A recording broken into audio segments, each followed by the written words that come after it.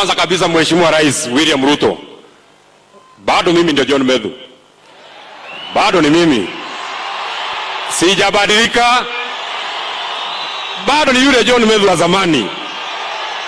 Na ile maneno Mheshimiwa Kwenya unaogopa ati nisiseme hapa, sitasema, lakini ukinizukuma nitasema. Kwa hivyo nipatie tu nafasi mimi niomboleze Mheshimiwa Kiarao.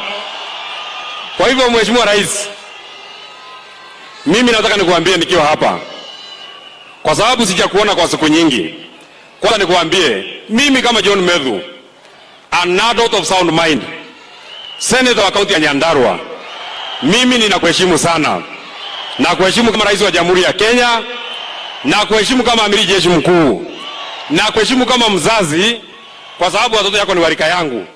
Lakini hata kama ninakuheshimu Mheshimiwa Rais, jambo moja tu ujue, ninakuheshimu lakini mimi sikuogopi.